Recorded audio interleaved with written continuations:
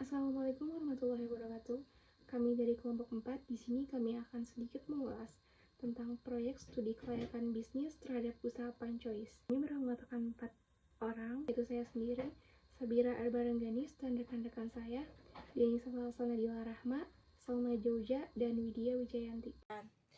Ya, aspek pemasaran memiliki berbagai faktor dan elemen yang terlibat dalam proses merencanakan, mengembangkan, mempromosikan, dan mendistribusikan produk atau layanan pada konsumen. Tujuan dari aspek pemasaran adalah untuk mencapai hasil yang diinginkan oleh perusahaan dalam menjual produk atau layanan kepada konsumen. FunChoice melakukan analisis pasar menyeluruh untuk memahami tren konsumen, preferensi, dan kebutuhan pasar lokal. Identifikasi segmen pasar yang potensial untuk produk minuman seperti usia, preferensi rasa, gaya hidup, dan lokasi geografis.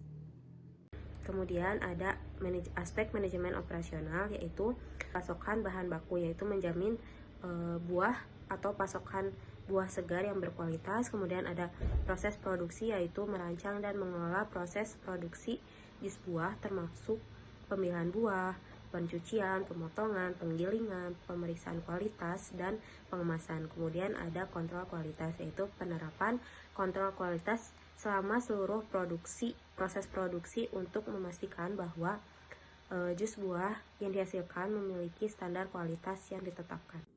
Yang selanjutnya adalah aspek manajemen bisnis dan sumber daya manusia, yang meliputi 1. Planning atau perencanaan, yang kedua organizing atau organisasi, yang ketiga actuating atau pelaksanaan, yang keempat controlling atau pengawasan, kelima ada rekrutmen dan seleksi karyawan guna untuk mencari karyawan terbaik yang berpengalaman dalam membuat dan menyajikan minuman. Yang keenam ada pelatihan dan pengembangan karyawan untuk meningkatkan kualitas sumber daya manusia melalui pelatihan dan pengembangan tersebut. Aspek keuangan. Analisis keuangan menggambarkan jumlah investasi, biaya, dan pendapatan yang diperoleh dari suatu bisnis. Dana investasi. Dana investasi membahas dana yang dibutuhkan dalam mendirikan atau mengembangkan suatu bisnis. Selanjutnya di sini ada pengumpulan data dari aspek pemasaran. Bauran pemasaran adalah kumpulan variabel pemasaran yang dimanfaatkan untuk mencapai tujuan pemasaran pada pasar yang ditargetkan. Secara singkat, bauran pemasaran adalah strategi yang memadukan aktivitas pemasaran dalam satu waktu untuk meningkatkan penjualan produk atau jasa. Di sini pun ada analisis pemasaran. Analisis pemasaran adalah studi tentang dinamika pasar. Ini adalah cara mempelajari daya tarik pasar khusus dalam industri tertentu. Analisis pemasaran pada dasarnya adalah rencana bisnis yang menyajikan informasi mengenai pasar tempat bisnis beroperasi. Analisis ini berkaitan dengan berbagai faktor dan tidak boleh disamakan dengan analisis pasar. Selanjutnya di sini ada perbandingan kapasitas produksi. Perbandingan kapasitas aktual proses produksi terhadap aktual proses produksi, potensial proses produksi pada periode tertentu. Selanjutnya di sini ada perbandingan kapasitas permintaan. Dalam ilmu ekonomi, istilah permintaan atau demand mempunyai arti tertentu, yaitu selalu menunjuk pada suatu hubungan tertentu antara jumlah suatu barang yang akan dibeli orang dan harga barang tersebut. Permintaan adalah jumlah dari suatu barang yang mau dan mampu dibeli pada berbagai kemungkinan harga selama jangka waktu tertentu. Selanjutnya di sini ada market share. Dengan menggunakan perhitungan pangsa pasar, maka dapat diketahui kedudukan produk dalam suatu pasar dan seberapa besar pasar yang diwakili oleh perusahaan dibandingkan dengan jumlah seluruh pesaing dalam pasar produk yang sama. Sehingga perusahaan dapat menentukan langkah-langkah kebijaksanaan pemasaran yang tepat. Selanjutnya di sini ada komponen strategi pemasaran. Strategi adalah cara untuk meraih tujuan dengan sukses. Jadi, komponen strategi pemasaran meliputi yang pertama segmentasi pasar, yang kedua penetapan sasaran pasar, dan yang ketiga penempatan produk. Selanjutnya ini ada segmenting. Segmentasi adalah kegiatan mengelompokkan konsumen yang memiliki kebutuhan dan keinginan yang sama akan suatu produk. Selanjutnya di sini ada targeting. Targeting adalah proses mengevaluasi daya tarik segmen pasar yang dihasilkan melalui kegiatan segmentasi pasar. Selanjutnya di sini ada positioning. Positioning adalah sebagai tindakan merancang posisi produk dalam benak konsumen. Perusahaan harus menyadari bahwa dalam era sekarang ini banyak pesaing yang akan melayani konsumen yang menjadi target marketnya. Selanjutnya di sini pun ada komponen taktik pemasaran. Dalam melaksanakan taktik pemasaran diperlukan 3 komponen. Selanjutnya di sini pun ada komponen taktik pemasaran. Dalam melaksanakan taktik pemasaran diperlukan 3 komponen. Yang pertama ada differentiation. Pembedaan adalah tindakan merencanakan serangkaian perbedaan yang berarti untuk membedakan tawaran perusahaan dengan tawaran pesaing. Terus selanjutnya di sini ada marketing mix. Bauran pemasaran adalah salah satu unsur dalam strategi pemasaran terpadu. Yang pertama di sini ada produk. Produk merupakan serapan dari bahasa Latin producere yang berarti untuk memimpin atau membawa sesuatu untuk maju. Yang kedua, di sini ada price atau harga. Harga adalah suatu nilai tukar yang bisa disamakan dengan uang atau barang lain untuk manfaat yang diperoleh dari suatu barang atau jasa bagi seseorang atau kelompok pada waktu tertentu dan tempat tertentu. Yang ketiga, di sini ada place. Dalam hal ini, distribusi merupakan proses dalam menyalurkan suatu produk melalui produsen kepada konsumen. Dengan demikian, produk dapat tersebar luas dan dapat dibeli konsumen yang membutuhkan. Yang selanjutnya, yang keempat ada promotion. Promosi merupakan variabel khusus pemasaran untuk menarik minat dalam tujuan tertentu dan menikmati kegiatan yang telah dirancang sedemikian rupa. Next, di sini ada komponen value. Komponen nilai atau value tersedia atas merek atau brand, pelayanan atau service, dan proses yang dijelaskan sebagai berikut. Yang pertama ada brand atau merek. Menurut Kotler dalam Budi Jatmiko, dalam Dede Sopriyadi dan Patria Supriyoso 2022, bahwa merek adalah nama, istilah, tanda, simbol, atau rancangan kombinasi dari hal-hal tersebut yang dimaksudkan dengan mengidentifikasi barang dari seseorang atau kelompok penjual untuk membedakannya dari produk pesaing.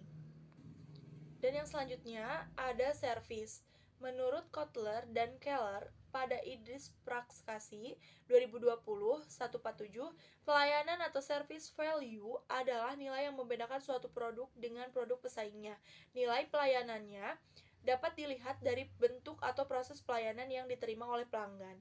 Apakah pelayanan cepat atau tepat? Kemudian ada aspek manajemen operasional, di mana ada deskripsi dan desain produk, yaitu usaha Besti merupakan usaha minuman yang dibuat dari teh segar dan inovatif, cocok untuk dinikmati oleh semua kalangan. Usaha Besti menyediakan berbagai variasi rasa teh yang unik dan menyegarkan. Kemudian untuk desain produknya sendiri, dengan melakukan riset terlebih dahulu mengenai ide, mengidentifikasi kebutuhan pasar, seperti meneliti pasar untuk memenuhi tren konsumen dan referensi teknik mengenai minuman teh, dan menganalisis pesaing untuk mengetahui kekuatan dan kekurangan produk pesaing. Kemudian ada efisiensi produk, di mana ada target per hari dan efisiensi, di mana target per hari sama dengan rata-rata kapasitas produksi per waktu. Jadi rata-rata kapasitas permintaan adalah 13.140 per 360, maka target per harinya ialah 37. Maka untuk efisiensi sama dengan realisasi per target dikali 100%. Jadi realisasi per harinya 40, target per harinya 37, dan efisiensinya 108%. Kemudian ada proses produksi. Pada usaha Besti, proses produksi yang digunakan untuk mencapai efisiensi, konsistensi kualitas, dan kepatuhan terhadap standar yaitu dengan membeli bahan baku yang berkualitas tinggi, memastikan setiap bahan baku yang diterima berkualitas, membersihkan dan mempersiapkan bahan baku sebelum digunakan dalam proses produksi, mengukur dan mencampur bahan baku sesuai dengan resep yang telah ditetapkan untuk setiap varian rasanya. Kemudian ada Gantt chart atau perencanaan dalam bentuk diagram. Seperti tabel berikut, dapat dijelaskan bahwa usaha Besti membutuhkan waktu kurang lebih 16 menit untuk 1 kali produksi per harinya, dengan melakukan kegiatan atau proses produksi yang dimulai dari menyediakan bahan baku sampai pengemasan. dan membutuhkan waktu kurang lebih 3 menit untuk sekali proses produksi pengemasan satu produk Besti dari penyajian sampai dengan pengemasan ke dalam kantong kresek. Kemudian untuk peta proses operasi, peta aliran proses, kemudian ada diagram alir. Ini untuk peta proses operasi, kemudian ini untuk peta aliran operasi, dan ini untuk diagram aliran. Kemudian ada pemilihan teknologi. Pada usaha Besti ini, alat produksi yang digunakan yaitu sealer yang dapat digunakan untuk menutup cup. Hal ini akan meningkatkan efisiensi dalam proses pengemasan dan meminimalkan resiko kontaminasi. Kemudian ada penentuan lokasi dan layout perusahaan. Pada usaha Besti, penerapan atau penentuan lokasi yang dilakukan dengan memilih lokasi yang jarang ada penjual atau pesaing dari usaha yang sama. Lokasi penjualan juga berada di depan rumah yang tidak mengeluarkan biaya sewa dan operasional yang tinggi, tetapi potensi penjualannya menjamin profitabilitas. Kemudian pada usaha ini juga tata letak atau layout dilakukan dengan zona persiapan bahan baku, yaitu ada rak penyimpanan untuk menyimpan bahan baku dengan rapi dan terorganisir. Juga tempat untuk teh yang sudah diseduh, ada zona penyeduhan teh dengan varian rasa, zona pengemasan yaitu area di mana produk teh dikemas dalam cup, area pengemasan dengan mesin pengemas atau sealer, dan area penyimpanan cup, sedotan, dan ada juga zona penyimpanan es batunya. Ini merupakan gambar tata letak dan layout Besti. Kemudian ada bentuk badan hukum, surat izin, identitas pemilik, dan bidang usaha. Untuk usaha Besti sendiri belum memiliki badan hukum dan surat izin resmi. Pemilik dari usaha Besti ini adalah Nur Laila Juwita yang beralamatkan di KP Pasawahan RT 01 RW 12. Bidang usaha pada usaha Besti ini adalah penyedia minuman khususnya pada minuman teh. Kemudian ada lingkungan sosial dan politik, tren kesehatan dan kesejahteraan tentang gaya hidup sehat dan konsumsi minuman alami, permintaan akan minuman yang memenuhi referensi konsumen, peraturan kesehatan dan keamanan pangan, yaitu memenuhi peraturan terkait standar kesehatan dan keamanan dalam proses produksi dan penyajian minuman. Kemudian ada analisis mengenai dampak lingkungan. Pada usaha Besti ini masih menggunakan cup yang dimana masih belum bisa didaur ulang. Selanjutnya adalah manajemen bisnis dan sumber daya manusia. Yang pertama, perencanaan. Tentunya Besti sendiri melakukan perencanaan mencakup langkah-langkah penting, yaitu seperti penelitian pasar untuk memahami tren konsumen, analisis persaingan, penentuan jenis produk, pilihan lokasi yang strategis, dan pengadaan bahan baku yang berkualitas. Selanjutnya ada pengorganisasian atau organizing. Besti sendiri organisasinya masih sederhana, yaitu owner dan karyawan saja. Yang ketiga ada pelaksanaan atau actuating. Yang dilakukan Besti yaitu mencangkup monitoring dan evaluasi kinerja bisnis secara berkala untuk memastikan pencapaian target yang telah ditetapkan. Yang selanjutnya ada pengawasan atau controlling. Usaha Besti melakukan pemantauan terhadap pengeluaran, pendapatan, dan kinerja operasional secara umum, serta identifikasi dan penanganan masalah yang muncul selama pelaksanaan rencana. Selanjutnya aspek keuangan dari benchmark kita yaitu Besti. Sumber dan kebutuhan dana untuk merealisasikan proses bisnis dibutuhkan dana untuk investasi. Dana diklasifikasikan atas dasar aktiva berwujud tanah, bangunan, dan mesin-mesin. Modal investasi. Besti menggunakan modal investasi 100% dari pemilik untuk kebutuhan but kayu, mesin cup, termos, es, dan peralatan lainnya. Lalu ada perhitungan depresiasi dan amortisasi, perhitungan harga pokok, perhitungan laba rugi, perhitungan neraca, dan perhitungan arus kas. Perhitungan depresiasi dan amortisasi. Depresiasi adalah penurunan nilai suatu properti atau aset akibat waktu dan pemakaian dalam jangka waktu tertentu. Sedangkan amortisasi adalah penurunan nilai aset yang tidak berwujud akibat pemakaian dan waktu yang terjadi secara bertahap dalam jangka waktu tertentu. Berikut ini adalah tabel penyusutan dan akumulasi penyusutan pada usaha Besti. Perhitungan harga pokok penjualan. Proses untuk mencari nilai total biaya yang dikeluarkan untuk menghasilkan suatu produk atau jasa dan dijadikan dasar untuk menentukan harga jual yang akan diberikan kepada konsumen. Berikut adalah tabel dalam menentukan harga pokok produksi dan harga pokok penjualan. Yang keempat, perhitungan laporan laba rugi. Berikut ada tabel laporan laba rugi dari Besti. Tabel tersebut menunjukkan bahwa laba bersih pada usaha Besti setiap tahunnya mengalami peningkatan. Yang kelima ada perhitungan laporan neraca. Setiap perusahaan secara periodik menyusun laporan keuangan yang salah satunya adalah neraca. Bentuk atau susunan dari neraca tidak ada keseragaman di antara perusahaan-perusahaan tergantung pada tujuan yang akan dicapai. Selanjutnya, perhitungan arus kas.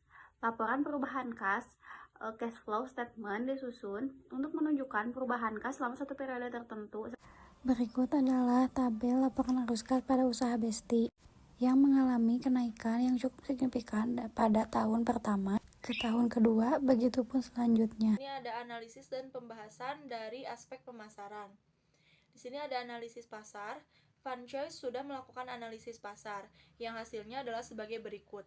Yang pertama, dari segi tren konsumen, yaitu adanya peningkatan kesadaran akan gaya hidup sehat dan konsumsi makanan yang alami, dan konsumen semakin mencari produk dengan bahan-bahan organik dan alami.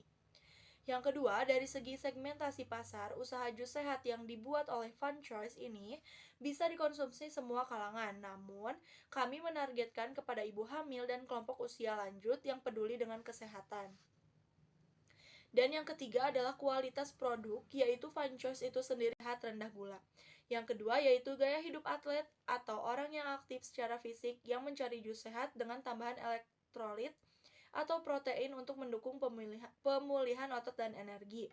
Yang ketiga, adanya kesadaran lingkungan seperti konsumen yang peduli dengan lingkungan yang mencari jus sehat organik atau yang dijual dalam kemasan ramah lingkungan. Selanjutnya di sini ada targeting. Usaha franchise ini menentukan targetingnya kepada yang pertama, yaitu atlet profesional dan penggiat kebugaran, dengan promosi pemasaran yang menekankan manfaat jus sehat dalam pemulihan otot, peningkatan energi, dan peningkatan performa olahraga. Yang kedua adalah lingkungan kerja sasar kantor dan lingkungan kerja dengan menawarkan layanan pengiriman jus sehat yang dapat diakses melalui aplikasi WhatsApp dan memberikan diskon atau penawaran khusus untuk memesan. Yang ketiga adalah pengguna media sosial aktif, yaitu generasi milenial dan generasi Z yang aktif di media sosial dengan kampanye pemasaran yang kreatif dan berorientasi visual. Yang ketiga di sini ada positioning. Usaha franchise ini menentukan positioningnya sebagai berikut. Yang pertama adalah jus sehat premium dengan bahan berkualitas tinggi yang menekankan bahwa jus ini diproduksi dengan bahan-bahan yang premium untuk mempertahankan nutrisi alami dan rasa buah yang segar. Yang kedua, mengutamakan kesehatan dan kualitas, yaitu bahwa jus ini tidak mengandung tambahan gula, pewarna, dan pengawet buatan, sehingga cocok untuk diet sehat dan gaya hidup aktif.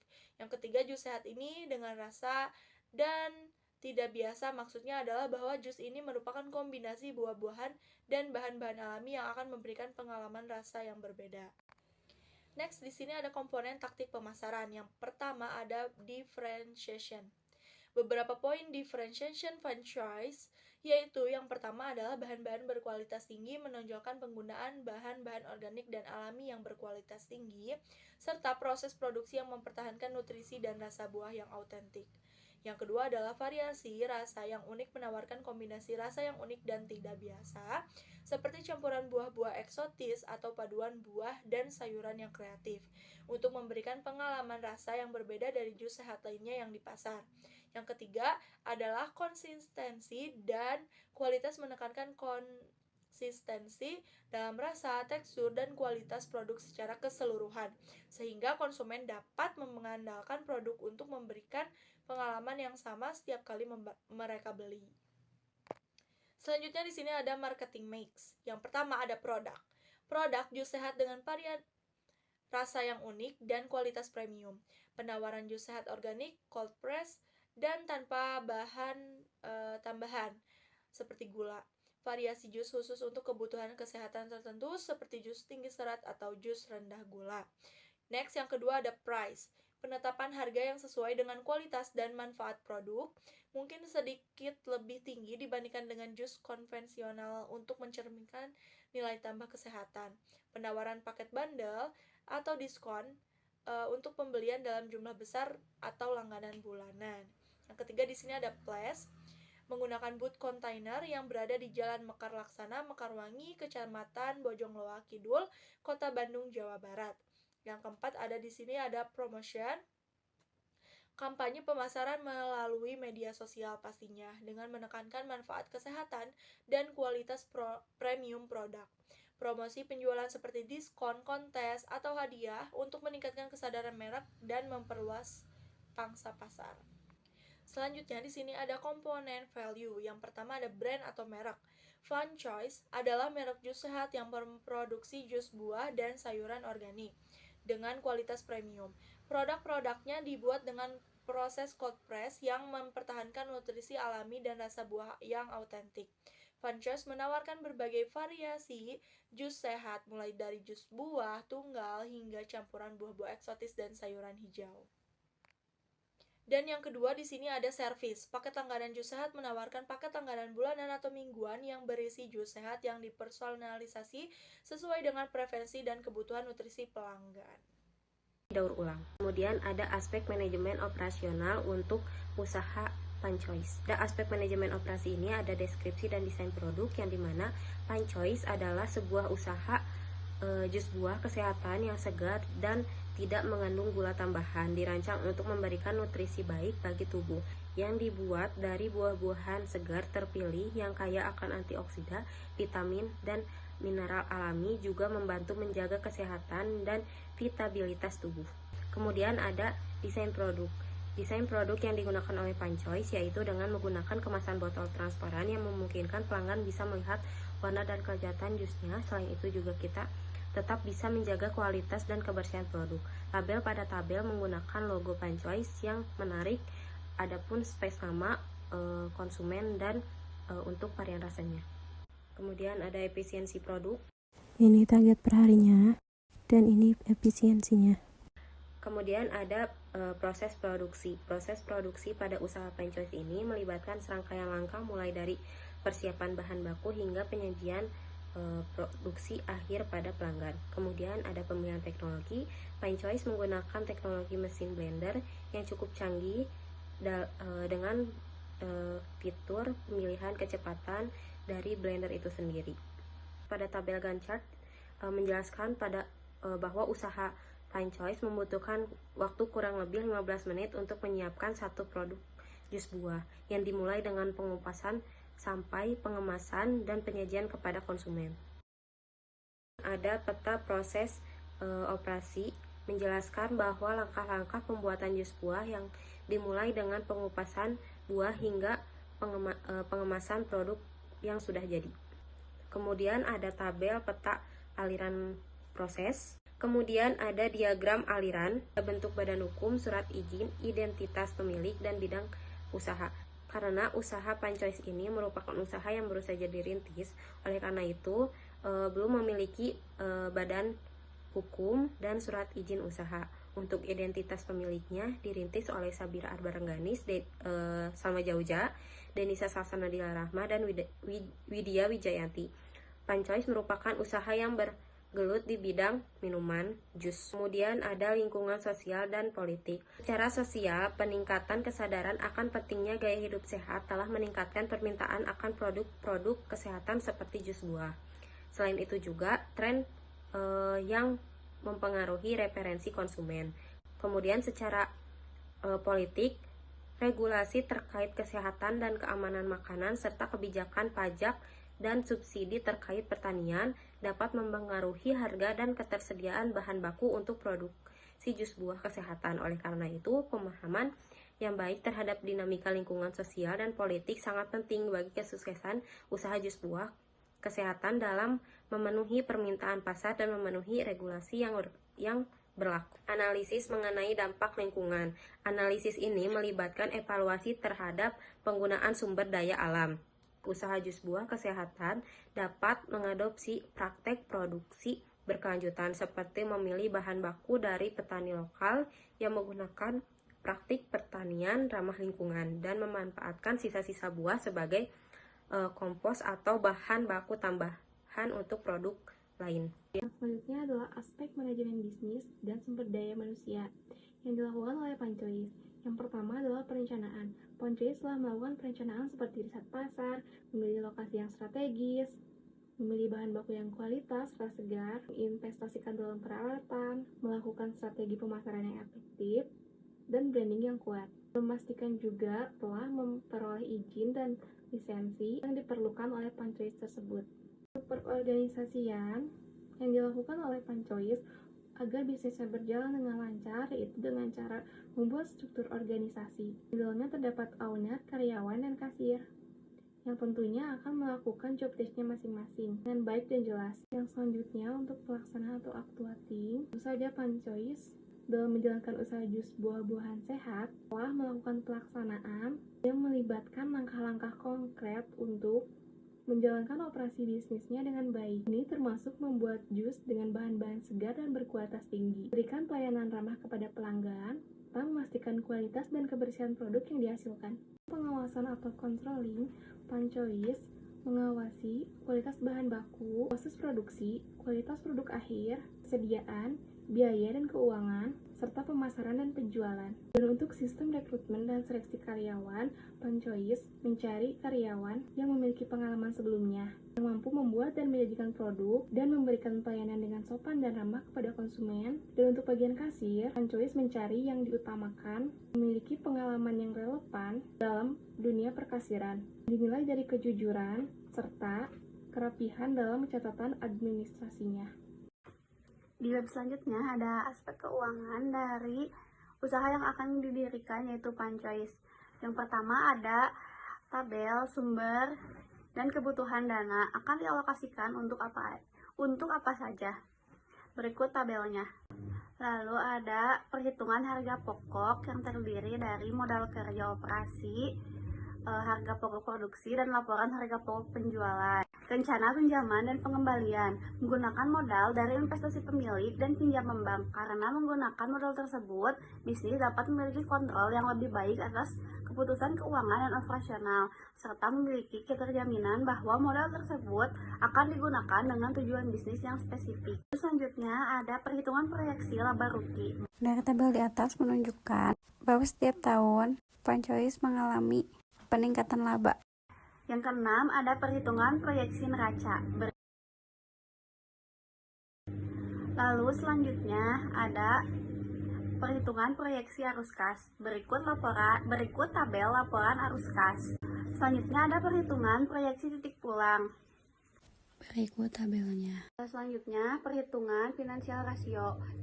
Rasio keuangan adalah angka yang diperoleh dari hasil perbandingan dari suatu pos laporan keuangan dengan pos lainnya yang mempunyai hubungan yang relevan dan signifikan. Misalnya antara hutang dan modal, antara kas dan total aset, antara harga pokok produksi dengan total penjualan, dan sebagainya.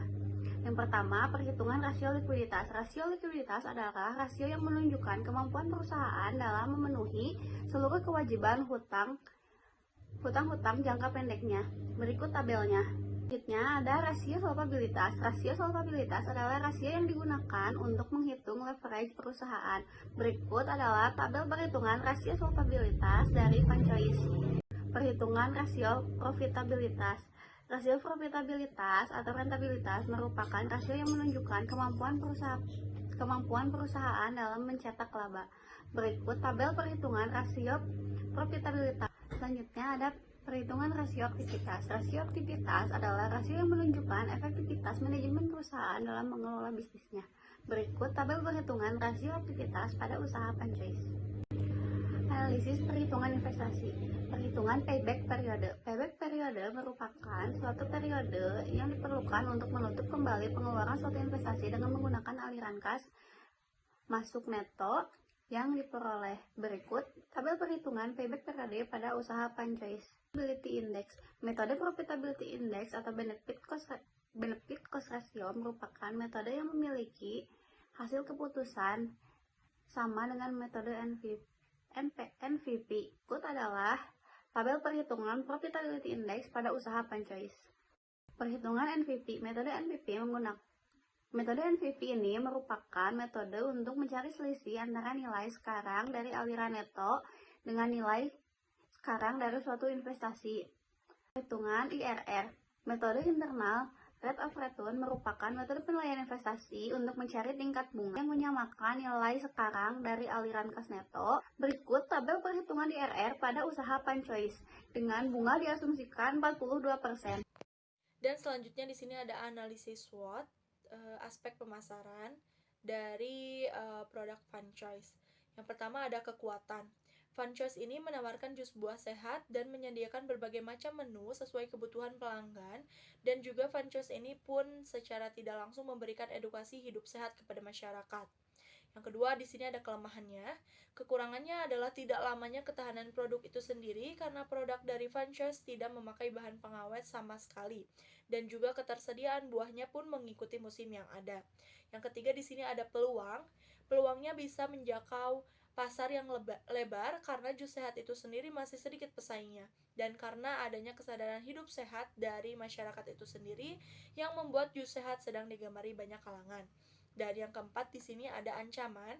Ancamannya itu adalah karena franchise adalah perusahaan yang baru, jadi untuk bersaing pada merek-merek yang sudah besar sangatlah susah. Analisis SWOT untuk usaha franchise yaitu kekuatan atau strength, menggunakan bahan baku yang berkualitas, layout produksi yang sudah diatur sehingga proses produksi menjadi lebih efisien, memiliki varian rasa dan ukuran lokasi usaha yang strategis sehingga memperlancar proses pengiriman bahan baku.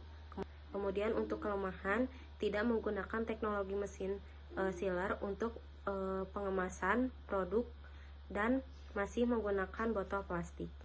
Kemudian untuk peluang atau opportunity, usaha yang belum banyak pesaing dikarenakan produk merupakan produk kesehatan di mana produk ini belum banyak pesaingnya. Kemudian ada ancaman, gangguan pasokan bahan baku yang dapat mempengaruhi proses produksi. Perubahan teknologi yang cepat dapat membuat peralatan yang digunakan menjadi usang atau tidak efisien dan munculnya pesaing lain. Berikut adalah analisis SWOT, manajemen bisnis, dan sumber daya manusia pada usaha franchise. Untuk kekuatan atau strength, pemantauan berkala yang dilakukan franchise terhadap bahan baku memastikan ketersediaan dan kualitas produk terjamin dengan menggunakan bahan baku baik dan prosedur produksi yang rinci. Franchise memiliki peluang atau opportunity, yaitu meningkatkan proses dan memperluas jangkauan pasar, dapat meningkatkan pendapatan dan pertumbuhan.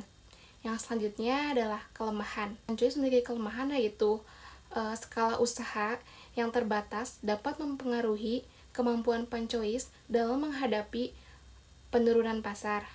Selanjutnya untuk ancaman, pasar atau kemerosotan ekonomi dan gangguan rantai pasok menimbulkan risiko yang signifikan terhadap kesuksesan perusahaan. Analisis SWOT, aspek keuangan pada usaha franchise. Kekuatan, produk minuman yang sehat, kualitas, dan unik dapat meningkatkan loyalitas pelanggan serta strategi pemasaran yang efektif seperti promosi, media sosial, dan diskon. Kelemahannya, harga bahan baku yang tidak stabil mengakibatkan meningkatkan biaya operasional dan keterbatasan modal dapat menghambat kemampuan usaha dalam meningkatkan penjualan. Peluangnya, tren mengonsumsi minuman sehat dapat meningkatkan kesadaran konsumen dan inovasi produk yang baik meningkatkan penjualan dan loyalitas pelanggan. Ancaman, keterbatasan sumber daya dapat menghambat usaha